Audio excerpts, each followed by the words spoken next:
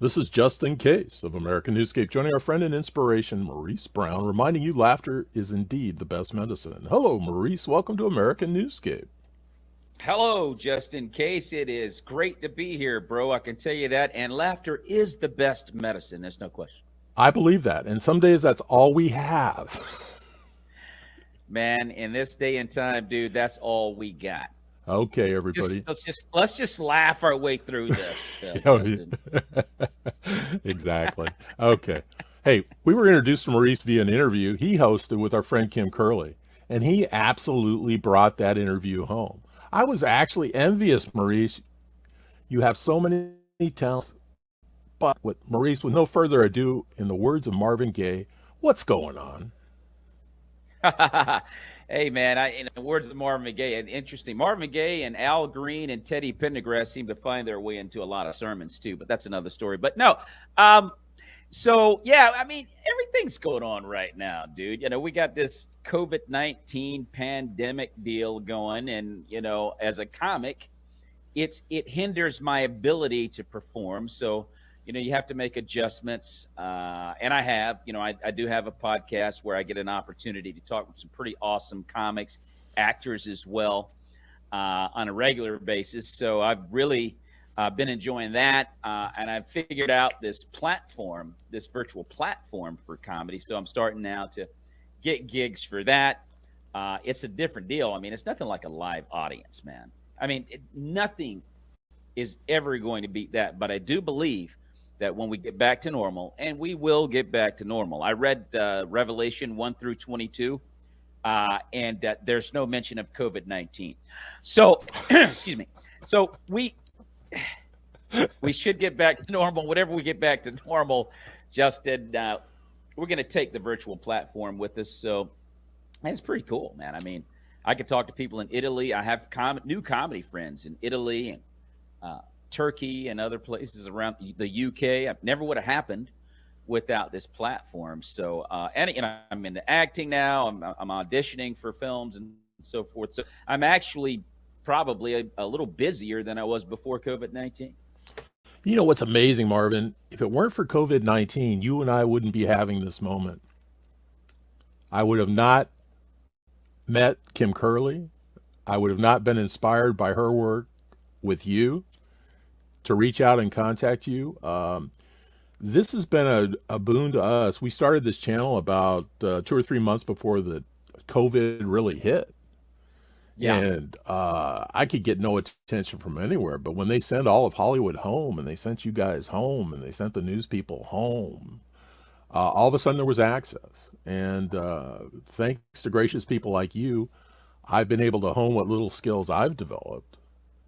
And it is so rewarding to see the positive response from the people. I mean, you have a tremendous audience. You've earned it. I mean, you spent years providing it. And I would have to imagine that the pandemic, the comedians that don't melt in it are going to Yeah. be so much stronger than they were before, just from the experience. Well, yeah, a lot of comics are, believe it or not, just still pushing back on the Zoom platform of comedy. But the reality is, if you don't get ahead of this, you're going to end up getting left behind. I don't care how good you are as a comic. If you don't get ahead of this onto the virtual platform, you're going to get left. Whenever we get back to normal, you're going to be behind the eight ball, because this is where we're going, like it or not. No, And when exactly. you're doing comedy on this platform, dude, you're looking at all these faces. You got one person over there talking to grandma, another person's eating chicken noodle soup, and the other person's like, "What's going on right now?" Now, you gotta develop a timing. It's different. There's a 3 second delay, yada yada. All those different things are going on, but you can master it. And then when you get into that comfort zone, it's like, man, this is actually pretty cool. Again, not as good as a live audience, of course, but it's actually pretty cool. You just have to force yourself to dive into something new, which, that's how we are. I mean, we don't like new things. We don't like to have to start over and try something we've never tried before, but that's what we're faced with. and a lot of comics are pushing back on it, but they're slowly starting to come around and to understand, hey, this isn't going anywhere. You know, part I've been fascinated with comedy since I was a little kid. From listening to Bob Newhart albums to Bill Cosby Yeah, albums yeah. and then as young adult, there was Pryor and Carlin. But at Hmm. this this stage of this life, I came across Jeannie Robertson a few years ago and was just fascinated. She's a public corporate speaker, but she's hilarious and she's Well, clean. I don't know that I'm familiar with Jeannie, but I'm gonna research her and check her out. But you mentioned Richard Pryor and George Carlin, matter of fact, two of the best stand-up comedians, in my opinion, of all time. Uh, that their approach was so well, the reason I bring them up, we live in a world of political correctness, and it's difficult for comedians. And back in the 70s, they said just about anything, and no one, Justin, no one got mad. No one ever got mad. Matter of fact, Red Fox had a show called Sanford and Son back in the early 70s. He's a great comic, by the way. He used the N word. He attacked every ethnicity with racial slurs, the whole nine. The dude, and no one got mad, and it was so funny, and it's a time that's just will never duplicate again, you know. But that I think that is when comedy was at its height in the Yeah, 70s. yeah. Well, who would have thought that the potato head toy will have no gender? Right. And if there's not 1,000 jokes there that will never be told. Maurice, Oh my God. Maurice, you know, the, I'm a nubile, but comedy is an art. And the timing is some of the most remarkable aspects of the art. You know, how the comedian interacts with the audience, how he reaches his hand in their chest and massages their heart and then pulls it out and then gives them the punchline. And Dude, let me tell you something. One of the miracles, and I call it a miracle of comedy, is going into a room full of total absolute excuse me, strangers, and half of which, Justin, you probably wouldn't have a conversation with in front of a Walmart. right. You wouldn't. And now you're going to make these people your bosom buddy for the next 30 to 60 minutes, however long you're up there. We're going to be pals. And to pull that thing off is utterly amazing, because a lot of time you walk on stage and just by the look of you, people have already decided, I don't like him. You didn't even open your mouth. You got introduced, and before you grab the microphone, they've already decided, at least half the crowd, I don't like him. So you're going uphill before you've spoken a word. And, that first joke is so critical that you get that laugh. And then if you're a storyteller, it's really critical. And I like to tell stories. I have my jokes, boom, boom, boom. Now, if I get 2 or 3 laughs right off the rip, now people are comfortable, and they like you. This guy, I like him. He's okay. He's not as bad as I thought, right? So now, now you can start to tell stories and say some things that you want to say, and they'll listen. They'll behave, and they'll enjoy the stories, and then you can have a really good set. But you gotta, and that's just my approach. A lot of comedy is based on that approach. Hey, let me get these people on my side first. But then you have other comedians with different styles and methods. There's all kind of different styles. But that's one that's pretty effective. But again, it's just comedy, stand-up comedy is nothing short of a miracle. You've made total, absolute strangers your pal, your bosom buddy over the time frame that you're up there. And it takes a long time, Justin, to get to that point where you're able to do that pretty consistently. You got to fail a lot. You got to bomb a lot. Your integrity has to suffer a ton, Yeah. and just to learn. Okay, what the timing? Oh, I said that too quick. Oh, I should have stopped. I should just let that one marinate for a minute. Don't say, just let them laugh until they're done laughing. Okay, now you go to the next joke. It's a methodical deal that takes a while to perfect. And I'll say this, dude, you can't do it unless you absolutely love it, or you will quit. You're like, yo, I'm out, deuces. I can't do this. Right. Well, you have to live it, don't you? Well, in what sense do you mean? Well, it has to become part of your essence. I assume if you and I went to lunch, you would be trying to elicit a laugh out of me just by your nature. Well, yeah. I mean, okay. Let me expound a little bit further. There's no question. There are a lot of people out there, Justin, that are just like funny at dinner parties. They're funny at lunch. They're funny in the break room at work. And then sometimes people will go, "You should be a stand-up comic," or they're the type of people that like to go to comedy shows and heckle, and they're pretty such. There's a great gulf between that and being on the stage. You know what I mean? Right. You can be a pretty funny person, but comedy is an art form. It's like there's an art you have to perfect up there. It's not as easy as it seems. And you're right. I mean, if you're generally a gregarious person, well, that's half the battle. But am I willing to go through the suffering?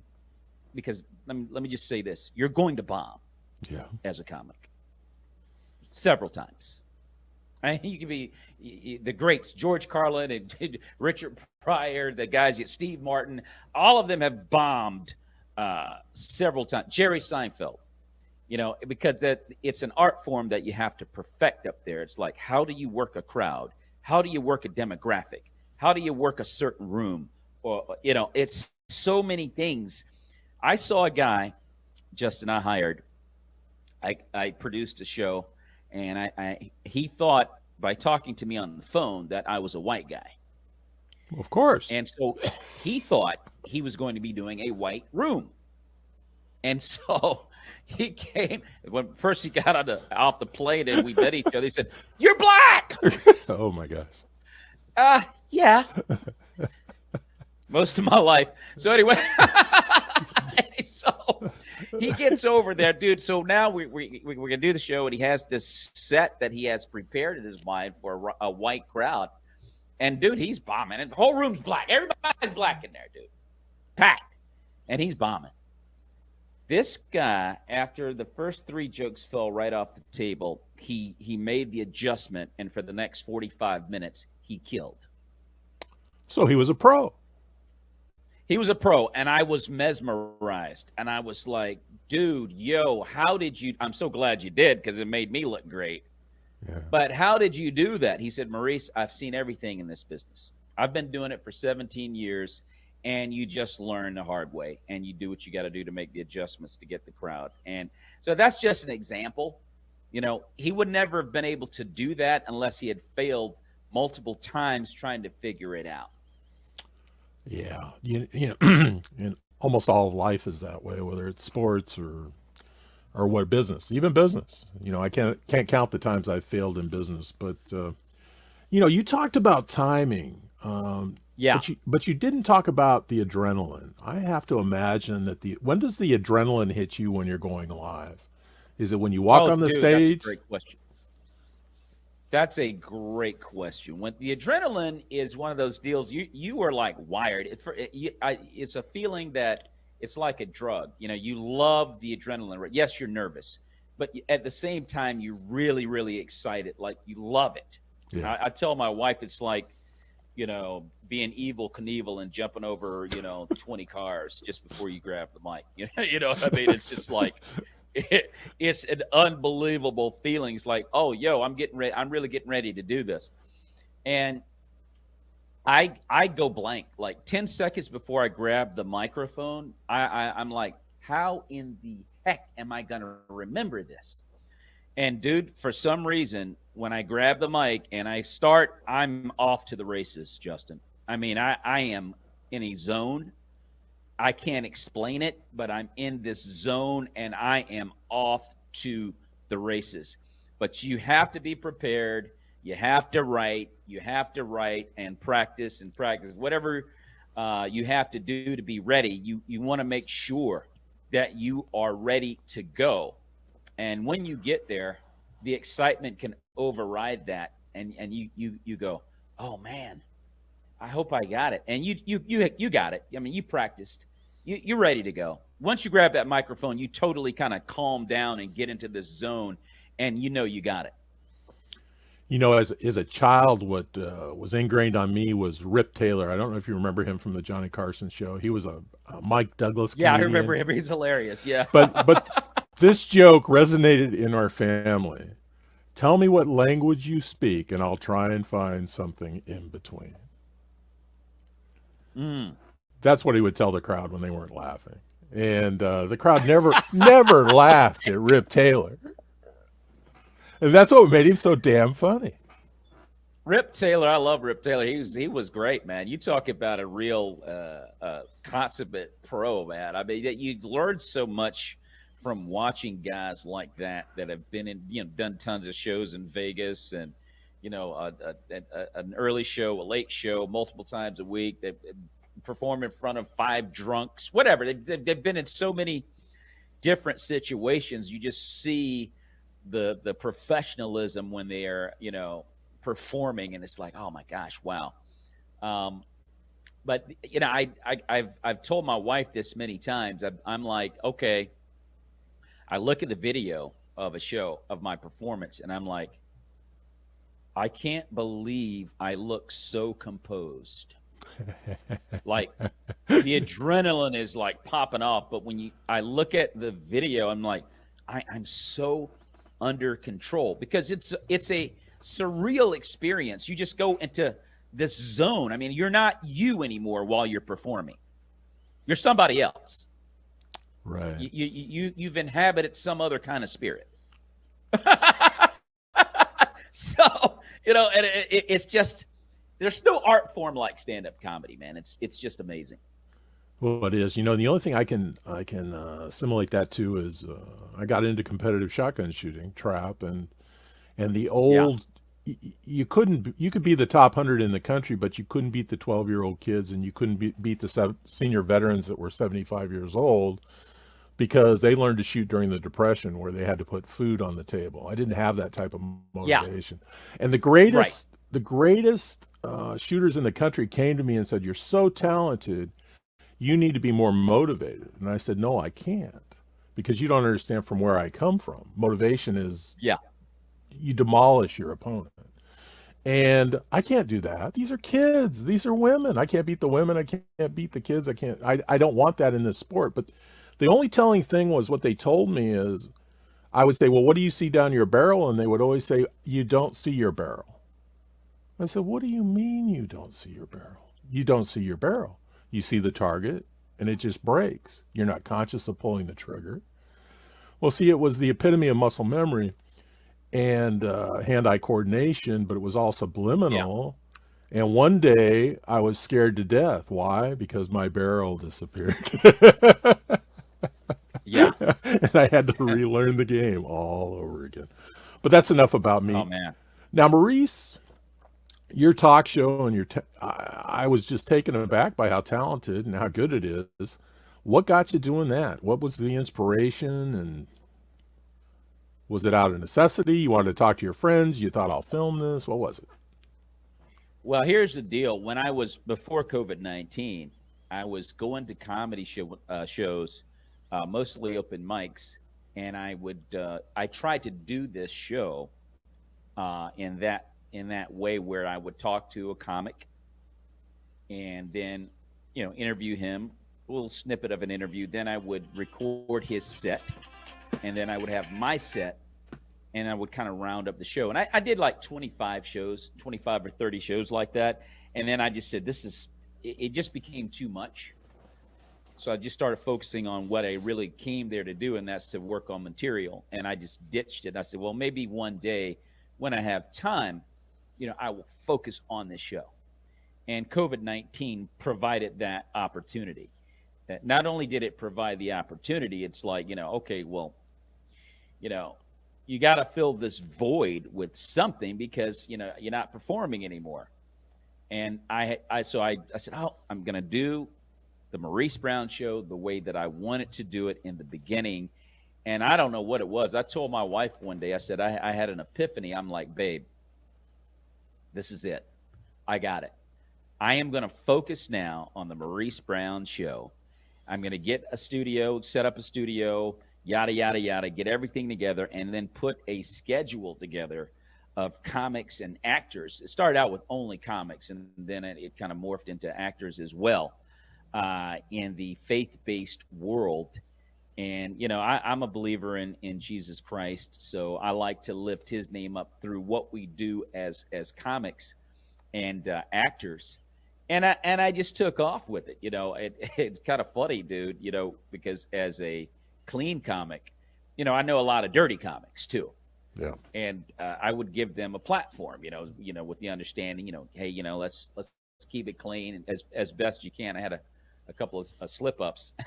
I actually did one show, believe it or not, Justin, where I produced a clean comedy open mic. I used to run a clean comedy open mic, but I would invite all of my dirty comedy buddies to come over and do a clean set, to challenge them. And one guy got up there, and it was so bad. My wife were sitting there in the audience, so my wife looked at me and she said, "You go up there and you get him off right now." I went, oh, babe, wait a minute. Come on, I knew she meant business. And I ran up there. And I said, "Ladies and gentlemen, Daniel Canole." Thank you, Daniel. Get out of here. And I talked to him after the show. I was like, Daniel, I thought we understood that you were going to do a clean set. And he said, I did. I don't cuss. The guy was from Eastern Europe. He was funny. He's hilarious. But he had an Eastern European broken accent when he did his comedy. And he said, yeah, but I don't cuss. I said, dude, the subject matter was about as gross as it gets. And so long story short, what I'm saying is there are comics out there that have been dirty for so long, they don't even know the difference between clean and dirty. They're so far away from the shore. And I've had a couple of incidents in that regard. And so as I've been doing this show, my wife is a lot more comfortable with me not interviewing anyone from that world anymore. You know what I mean? No, like, I understand. I just don't do that anymore. I'm usually dealing with clean comics and actors as well, particularly faith-based, is really primarily what my show centers around. But, of course, I would have no problem interviewing a Denzel Washington or someone like that. But it's a faith-based show of entertainers and comedians. I've always kind of wanted to perfect a show like this, and so I'm off to the races with it. It's become a staple now of my life. So I love it. I think it's a beautiful legacy. I've learned to appreciate clean comedians and comics because it's an earned laugh. It's not a shock laugh. Yeah. It's not a, let me throw this word out there and see how you react to it, or let me form a sentence with, even Carlin's 7 words you couldn't use on TV. Was it a good bit? Yes, certainly. But was it something he should be proud of? I don't think so. Well, the thing about George Carlin is that, and it's interesting you mentioned George Carlin, and you mentioned Richard Pryor, some guys that were, expletive-filled sets was their deal. But also, when you're doing this deal of stand-up, you got to be true to who you are. It's like, and I don't condone being dirty, but if this is who you are in your life, then that's who you are. The goal is to get people to laugh. It'd be nice if you could clean it up. I don't think there's any mystery why Jerry Seinfeld is the most lucrative comedian in the world. He's worth almost $1 billion. Wow. and he's as clean as they come. Yeah. You look at the next uh, the next guy behind Jerry Seinfeld is Kevin Hart. Kevin Hart is like $300 to $500 million behind Jerry Seinfeld. You know, Jerry Seinfeld is a clean comic, and I try to tell other comics that are not clean, say, look, dude, if you want to be dirty, then do what you do, Right. but learn how to be clean, because you're not going to be on Jimmy Kimmel, Conan O'Brien, Seth Meyers, Stephen Colbert, Jimmy Fallon. You're not going to be on those platforms with the stuff you're doing. You have to, if you really want to make it in this business, you have to have the ability to be clean. Richard Pryor had the ability to be clean.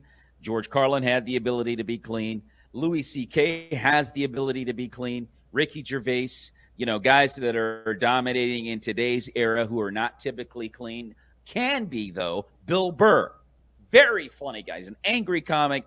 But if you asked Bill Burr to do a clean set, he could easily. So I try to sell that to young comics that are into the shock value of, I'm gonna be like Bill Burr. No, you're not gonna be like Bill Burr. You're not Bill Burr. Right. You're nowhere near Bill Burr. Stop it. So learn the craft of comedy, write a well-constructed joke, and learn how to get people to laugh. That's what you need to be focused on. And so I've tried to sell that to a lot of young comedians, and some have actually gotten, the message, and they try to do it. But now comedy is about, writing well. I'm in Washington, D.C., and I'm going to tell you right now, Justin, one of the hardest places to do comedy is in Washington, D.C. People here are political, they're brazen, they're cerebral, they overthink things, and usually pretty angry. So you go to one of their shows and they're like, can somebody get this guy a martini? Anyway, but they're just like this, right? And they check it. You tell the joke, okay, all right. And then if it checks all the boxes, they'll go, that's funny. But they will not give you a laugh unless your jokes are well constructed in Washington, D.C., by and large. That's what I've learned. Like if I go to Philadelphia, Houston, Atlanta, Los Angeles, New York, nothing against those cities at all. They're great comedy cities. But, they're relaxed. They're going to have a good time, man. It's not about checking all the boxes. So long story short, in D.C., it makes you really good. Like you leave DC and you go to San Diego or you go down to Miami and it's like you're killing, and it's like, oh man, I'm actually pretty good. But you learned it in DC when you leave the area. And DC is a great matter of fact. DC has produced Martin Lawrence, Wanda Sykes, Dave Chappelle, Mike Birbiglia, Earthquake, and a bunch of other really, really good comics. Because it's just going back to what you said about a well-constructed joke. And if you're clean, you have to write a good joke. And that's what really teaches you to be a freaking good comic. Could in preparation for going to Washington, could I practice with the kindergarten class? I assume if I could make the kindergarten kids laugh, it would play well in Washington. Man, No comment. If you can make a kindergarten class, yeah, you're ready for DC. But those, people have a fear. It's interesting you mentioned that. A lot of comics have a fear of making an audience of kids laugh. They're intimidated by kids. Of course, it's getting hit in the face with honesty coming back at you. I did a show, believe it or not, for the first time for a high school about 2 years ago, maybe. I think it was 2 years ago. And this girl, she found me on the internet. She went to my website and she wanted me to come and do a high school banquet or whatever. And she said, Mr. Brown, we don't have the money. This is for cancer. This is cancer research, or there's some families in the area. They're trying to raise money for some families that were dealing with cancer in their homes and their families. So I was like, I can't ask this young lady for any money. She's 16, 17, trying to do a good thing. And I said, you don't have to pay me. But I'd never done a high school before. So that was now after I'd committed to doing it, I was like, I've never done a high school before. I don't have jokes for 16-year-olds. Right. Right. And so I started thinking about all the jokes that I do have that might resonate with that class, because I have, 3 kids, 24, 22, and 19. And so I have some jokes that include them. I have some, being a clean guy, I have some family jokes though that would relate to kids. And then, I just had some jokes that I thought might relate to them with video games or whatever. And I killed. It was like a high school gymnasium, and I killed. They loved it. So it's about, but again, it was like, okay, what's the demographic here? What do I need to do to fit this demographic? And I was blessed enough to find it and kill, but it's intimidating, man, because it's like, oh my gosh, these are young people, and like you said before, the young people, they will throw back. They'll be your mirror. Yeah. And they're not my people. Right. But But it they're was a great challenge, man. I love it. I've realized that I can actually pull that off. That was pretty cool. would you do it again? Of course. Well, yeah. I mean, now that I figured out, what the general idea is, and believe you me, that's just a general idea. That's not like the formula. Even within that realm, there's still, different types of approaches that you may need to take depending on the demographic of the high school. Like this demographic was largely Caucasian. There's Okay. a few African Americans there who they did think I was funny, because there's one guy that actually went on before me and they started heckling him. And so he didn't get it. And I guess my time with dealing, I've worked with high school kids for 6 years back in the 90s, a lot of which were emotionally disturbed. So I kind of had somewhat of a comfort zone with them. But yeah, I would definitely do it again. As a comic, you can't say no to an opportunity, even though you're not sure if you're going to do well in that environment. You gotta be fearless and go, yeah, I'm going to do it. Yeah. Right. Rise to the occasion. I mean, Yeah. how to perfect something, just rise to the occasion. I mean, your competition should always make you better, if they're indeed Well, better than one you. time, this should always make you better. There's so many. I was saying there's so many things that you learn. I'm a pretty gregarious guy, and I did a room. I never go to a comedy show and not get along with everybody and all the other comics. I have a great time. I went to a huge open mic in Washington, D.C. I mean, packed. It was a straight up Republican page crowd of 25 to 30. And it was a show. I did a set about blackface when Governor Ralph Northam got caught up with that Jeez. stuff, the governor of Virginia. And I had done the set at an African American Latino room the night before, and it killed. I mean, it just killed, right? I said, I'm going to do that over here, see if I can get it over the plate. Well, before the show, one of the guys who was running the room, I said, hey, man, I'm early. I'm the only guy here. I'm going to be over here. I'm going to get out of your way just to let you know I'm here, because I want to be first on the list. And I looked up 20 minutes later, and there was like, oh, my gosh, it was like vultures all over the list. And I'm like, what's going on right now? I was so mad. I went over and I just kind of like grabbed the list and signed my name, bro, and gave it back. And the other comedians were like, Maurice, don't worry about it, man. It's just putting the names together. You got to be first. And I was like ninth. I said, if I'm 10th, I'm out of here. And I should have gone home, because I'm like seething. And I get up there to the mic and I throw my first joke, nothing. I went, oh, wow, that doesn't normally happen. Threw the second joke out, nothing. Now I'm bombing. And I'm like, oh. And this thing here, sometimes when you're performing, this little deal right here will fall out. Sure. if things aren't going well, typically, and they weren't going well, and it fell out. So the guy that was running the show, who was who drew my ire, I said, "Hey, man, what do I do?" He said, "Just plug it back in." There you go.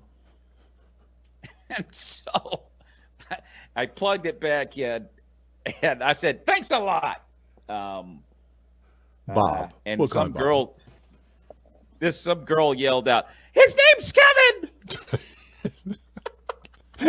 I said, "Okay." Like he was offended you didn't know his Thanks a name. lot, Kevin.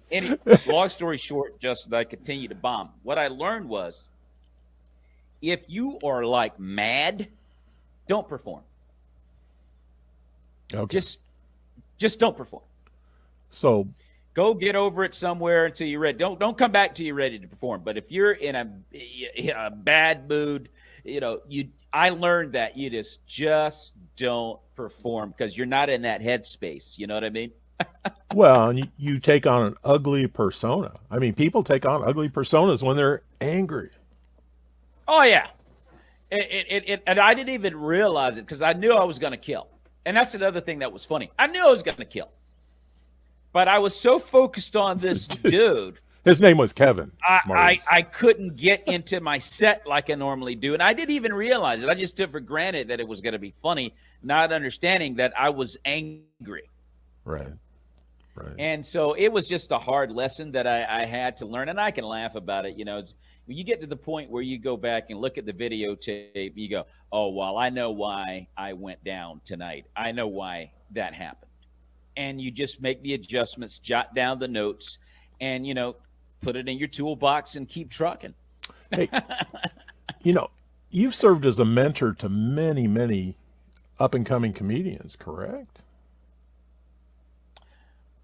Well, I'm 56, Justin, so I know a lot of younger comics, and when I show up, a lot of the comics call me the Reverend. Okay. Or something, and so I've developed a lot of really good friendships with younger comedians, to be totally honest with you, and they give me a lot of respect. I thank God for that. They respect the heck out of me, and they listen to the advice I try to give them. And sometimes they're still dirty, and they'll try to work on it, but they still do their normal deal. But they just they do respect me a lot, and they allow me to mentor them. So that's pretty cool. Well, Maurice, I could talk to you all day, which is taking up your time. What would you like to leave us with? If you could impart something on us, what would that be? Well, if you are someone that wants to get into this business of comedy, just understand it's not as easy as it looks when you're watching seasoned comics on stage, because Yeah.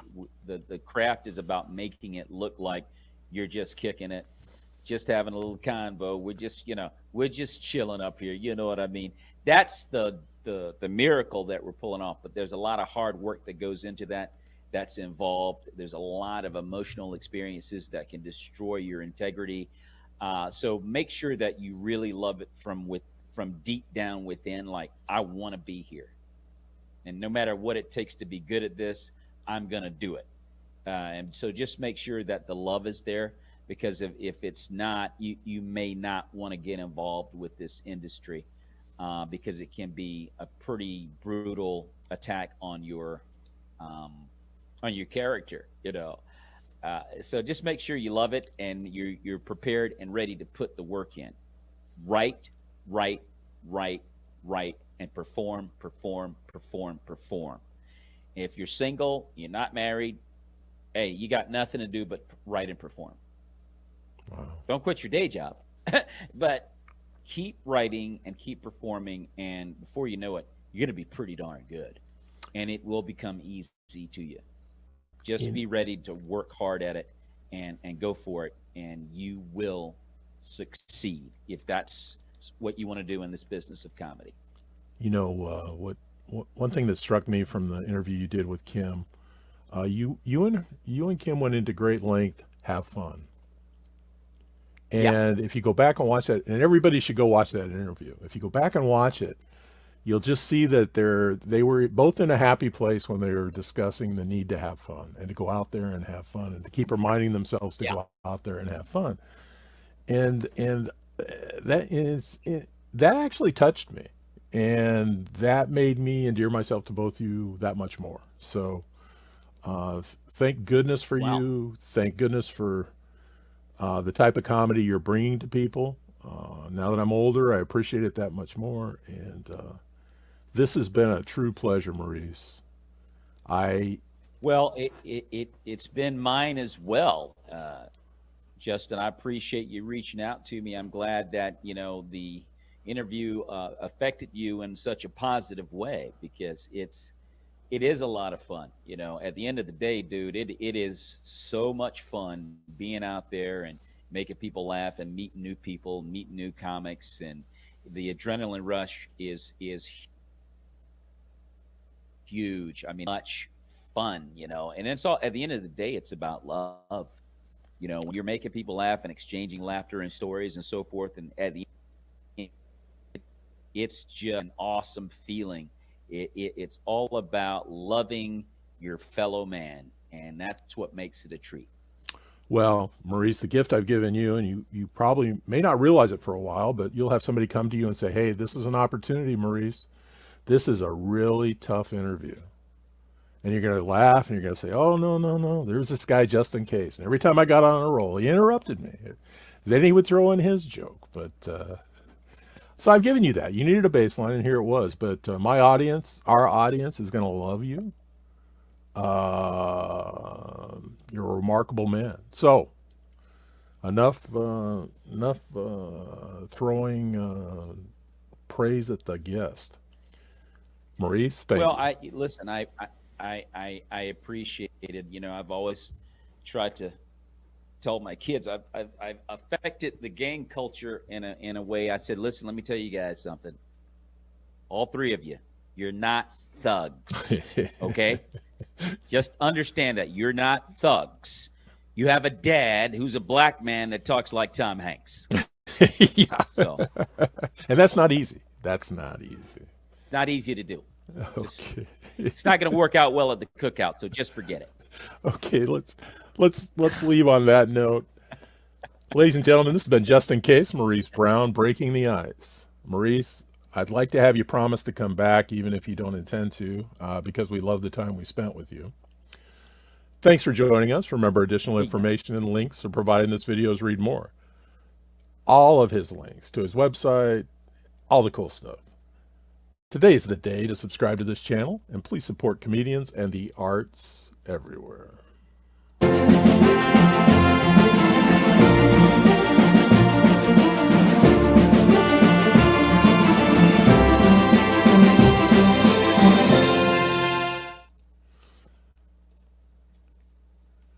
Okay, hang on.